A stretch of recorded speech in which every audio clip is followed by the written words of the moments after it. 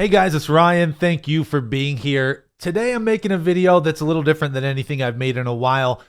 I'm not talking about a specific piece of gear, and it's not one of my silly videos. I just wanted to explain, because a few people have asked, why I sold all my full frame gear. For the past 5 years, I've almost exclusively used a full frame camera.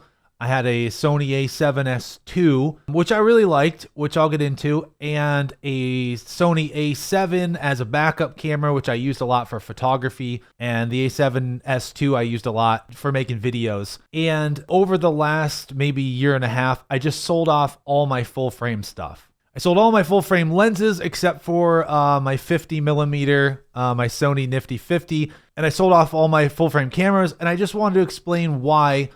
From a personal level, I got rid of full frame, and maybe you're kind of in the same boat if you're here watching this video, or you're thinking about either going into full frame or getting out of full frame. I'll share my experiences and my thoughts and why I moved away from the full frame system, and hopefully that'll help you with whatever you're going through, whatever you're thinking about as far as camera gear. So my first couple digital cameras were APS-C size sensors, crop frame cameras, if you will. I never had a Micro Four Thirds until later. I had a Nikon a long time ago. I had a Sony a6000, which was a great camera. And then I kind of just jumped right into full frame. I had a Sony a7, a Sony a7S II. I've used a Sony a7 II, a bunch of different stuff. I never jumped to the a7 III or even over to any other brands like Canon or anything else, because it has nothing to do with brands for me.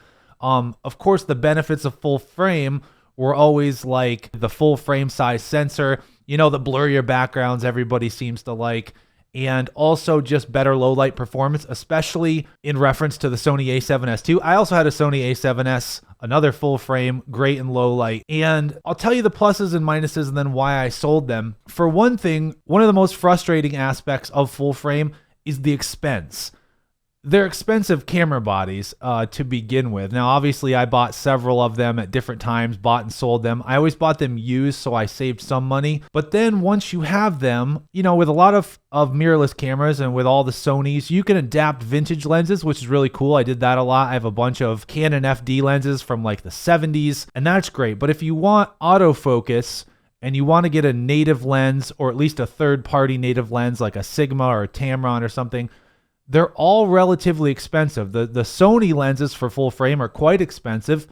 And then even the third-party lenses, full frame lenses are the most expensive. So if I bought a Tamron or a Sigma lens for my Sony a6100, which I'm shooting on now, which is an APS-C sized sensor, it's going to be cheaper than the full frame equivalent. If you've looked into any of the prices, you'll see that full frame is super expensive, or at least more expensive than Micro Four Thirds or APS-C.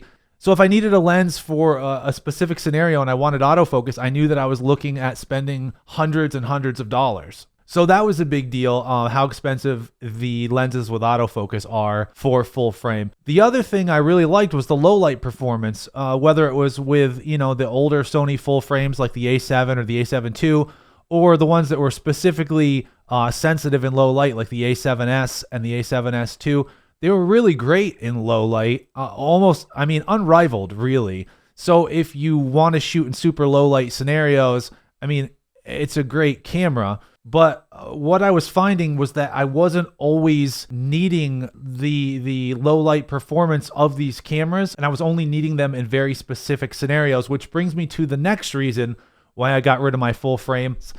The best scenario for me using the full frame cameras, especially the a7S II, which was kind of my main workhorse, was for either corporate videos, commercials, which I would shoot for clients, or weddings, which I would shoot for clients.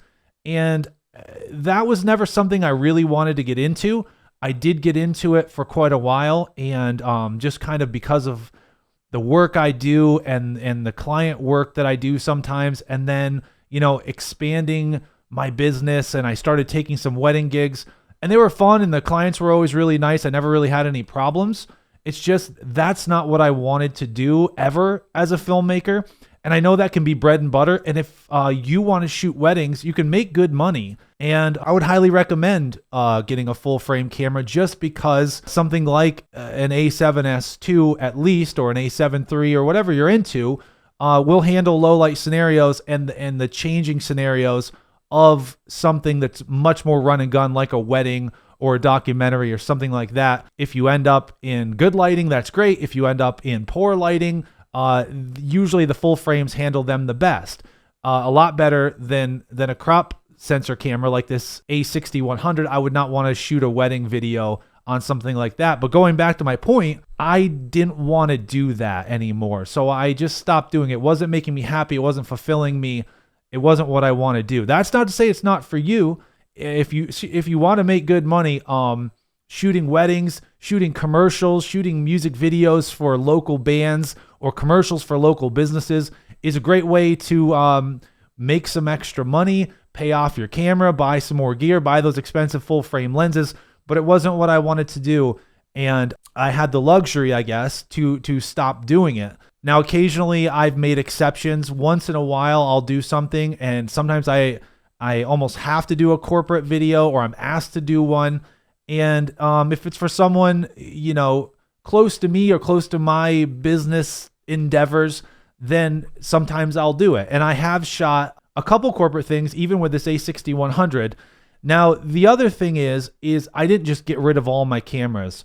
I do have several Blackmagic Pocket Cinema cameras. I have the 4K. I also recently acquired the original Blackmagic Pocket Cinema camera, which I really like, but has its shortcomings as well. Not necessarily just because it only shoots 1080p. I don't really care about that. It's just the battery's awful and so on.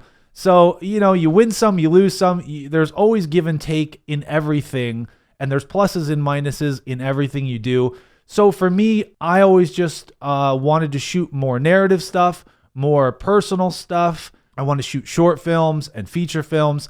And so for me, the cinema cameras were more the route I wanted to go. And with something like a Pocket Cinema camera, a 4K, or even the original, you can get into the used market for about $1,000 to $1,200, and you've got a great camera. Now, is it a great camera for shooting weddings? I know people who shoot weddings with them. I wouldn't want to, just because of how they operate as a camera and how they're much slower. I feel like I could run and gun much better with a full frame camera, maybe an A7 III, or if you had tons of money to spend, an A7S III or the new Sony FX III.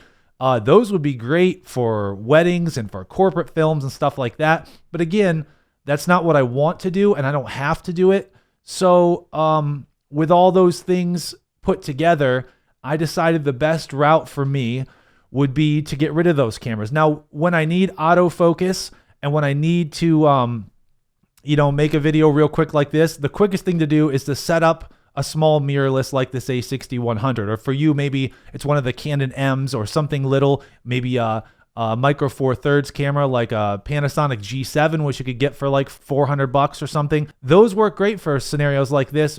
I wouldn't, again, want to use them for a wedding or a corporate film or something like that. So you really have to consider what kind of jobs you want to do, what you want to do with your camera. And it goes back to that thing which, sometimes when you're watching YouTube or you're watching YouTubers who make stuff about gear and about cameras, they want to sell you the newest, greatest thing, or, they have money, so they got the newest, greatest camera, and that's cool and everything. And both you and I may want that camera, but that doesn't mean we should definitely spend the money, because maybe you don't need that camera. I've found that for short films like the one I recently made, the recent horror film Ankle Biter, which we just made for fun and zero budget, I used the Pocket Cinema camera 4K.